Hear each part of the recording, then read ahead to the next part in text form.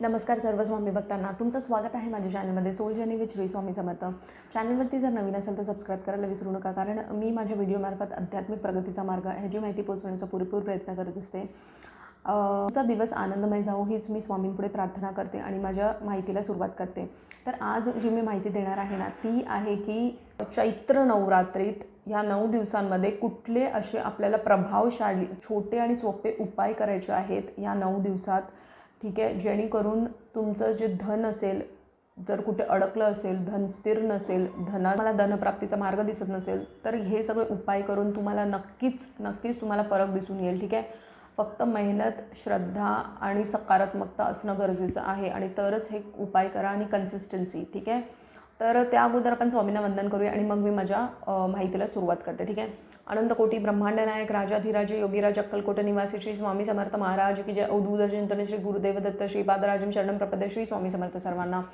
तर बघा, सगळ्यात पहिला जो उपाय आहे, जे उपाय मी तुम्हाला सांगत आहे हे तुम्हाला 9च्या 9 दिवस करायचे उपाय आहेत. ठीक आहे, तर तुम्हाला काय करायचं आहे की तुम्हाला रोज 6:30 वाजता, ठीक आहे, जर तुम्ही घटस्थापना केली असेल तर तुम्हाला तिथे किंवा मग तुमच्या देवारात देवीला खिरीचा भोग दाखवायचा आहे. 6:30 वाजता बरोबर भोग दाखवल्यानंतर तुम्हाला 9 वर्षाच्या खालच्या मुलींना किंवा मग एका मुलीला तुम्ही ती खीर खायला तुम्ही देऊ शकता. रोज तुम्हाला हा 9 दिवस उपाय करायचा आहे. ठीक आहे, पहिली गोष्ट म्हणजे 6:30 ते 7:30, जास्तीत जास्त 10-15 मिनटं इकडे तिकडे झाली तर चालेल, पण त्याच्यापेक्षा जास्ती नाही. बिकॉज म्हणूनच मी स्पेसिफिक टायमिंग वरती तुम्हाला हे उपाय सांगते. ठीक आहे, मला दुसरा उपाय जो आहे तो जर तुमचं कुठलं धन अडकलं वगैरे असेल, म्हणजे जर धन प्राप्तीचे सगळे मार्ग बंद झाले असतील, तर तुम्हाला काय करायचं आहे, हा उपाय तुम्हाला 11:15 वाजता करायचा आहे. ठीक आहे, तुम्हाला बघा शुद्ध ज्या गौऱ्या येतात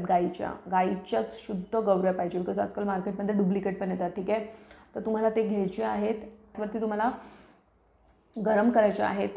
त्यानंतर मग तुम्हाला हवनकुंडचं जे भांडं असेल तुमच्याकडे, नसेल तर तुम्ही एक मातीचं भांडंसुद्धा घेऊ शकता. ठीक आहे, त्यामध्ये तुम्ही ठेवा.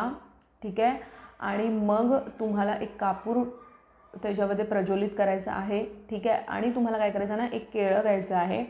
ठीक आहे, त्यामधलं जे अर्ध केळं, जर तुम्हाला एकदम छोटंसं केळं भेटलं तर ठीक आहे, मोठं जर केळं असेल तर अर्ध घ्या, त्याला स्मॅश करा. ठीक आहे, आणि त्याच्यामध्ये ना तुम्हाला मध टाकायचं आहे. ठीक आहे, 9 आहुती तुम्हाला द्यायची आहेत. ओम दुम दुर्गाय नमः या नावाचा मंत्र करत करत तुम्ही 9 आहुती देऊ शकता, किंवा मग दुर्गा माताचे जे 9 स्वरूप आहेत, ठीक आहे, शैलपुत्री, चंद्रघंटा, ह्या नावाने तुम्हाला त्यांची आहुती द्यायची आहे. अशा प्रकारे तुम्ही 11:15ला हे हवन करू शकता. हवनची सामग्रीसुद्धा तुम्ही थोडीशी त्यामध्ये टाकू शकता. ठीक आहे, तर अशा पद्धतीने तुम्हाला हे तेव्हा करायचं आहे, हे हवन तुम्हाला करायचं आहे, जेणेकरून तुमचं जे काही अडकलेलं धन असेल, जिथे तुम्हाला पैसे तुम्ही दिले आहेत किंवा गुंतवलेले आहेत ते येत नाही आहेत, किंवा कुठल्याही गोष्टी जर तुम्हाला धनाच्या बाबतीत म्हणजे खूपच आर्थिक अडचणी आहेत, तर हा उपाय तुम्हाला करायचा आहे. ठीक आहे, ह्याच्या व्यतिरिक्त ना तुम्हाला बरोबर 12 वाजता बरोबर तुम्हाला लवंग आणि कपूरची आरती करायची आहे देवीची. ठीक आहे, ह्याच्या व्यतिरिक्त रोज तुळशीला, तर आपण बघा तुळशीला दिवा लावायचा आहे, तुळशीला अगरबत्ती, दिवा. बघा, सणवार आणि अमावस्या पौर्णिमेच्या वेळी दिवा हा तुम्ही लावला गेला पाहिजे. ठीक आहे, पण इतर दिवशी सहसा टाळावा. ठीक आहे, पण सणवार आणि अमावस्या पौर्णिमेच्या वेळी लावला गेलाच पाहिजे. ठीक आहे, तर तुम्हाला तुळशीची पूजाही करायची आहे, रांगोळी काढायची आहे.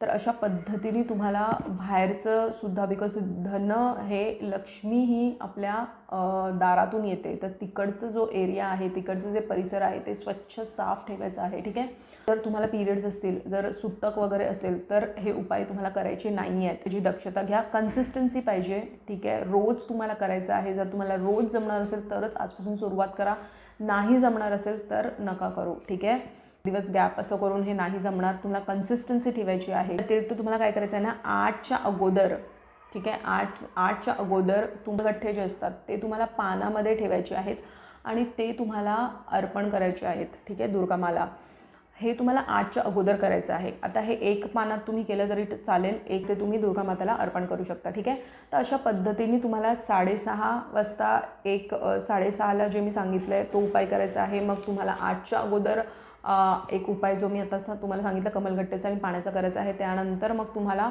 11:15ला हवन करायचं आहे आणि तुम्हाला 12 वाजता माताची आरती करायची आहे लवंग आणि कपूरने. ठीक आहे, 9 लवंग तुम्हाला घ्यायचे आहेत आणि तुम्हाला त्यावरती कपूर ठेवायचा आहे आणि ती तुम्हाला आरती करायची आहे. तर अशा पद्धतीने ना तुम्हाला 6:30, 8, 11:15 आणि 12 वाजता ह्या पद्धतीनेच आणि इतक्या वाजताच तुम्हाला ह्या सेवा करायच्या आहेत.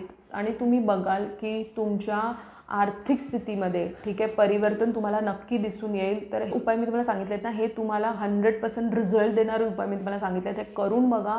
आणि नक्कीच जर तुम्ही ऑनेस्टली कराल, जर तुम्ही कन्सिस्टन्सी ठेवाल, मनात श्रद्धा ठेवाल, पॉझिटिव्हिटी ठेवाल, मेहनत असेल, तर नक्कीच तुम्ही बघाल तुम्ही अडकलं असेल, जर कुठून धन प्राप्त होत नसेल किंवा इतर कुठलेही धनाची तुम्हाला समस्या आहे, त्यातून तुम्हाला मार्ग भेटायला नक्की सुरुवात होईल. ठीक आहे, तर हे उपाय करून बघा, तुमच्या जीवनात परिवर्तन आणा. आता हाच होता माझा व्हिडिओ, मला हीच माहिती आज तुमच्यापर्यंत पोहोचवायची होती. जर तुम्हाला माहिती आवडली असेल तर चॅनलला सबस्क्राईब करा. स्वस्त रहा, स्वामींच्या नामात आपलं मन रमून राहा आणि कोटी कोटी धन्यवाद हा व्हिडिओ बघितल्याबद्दल.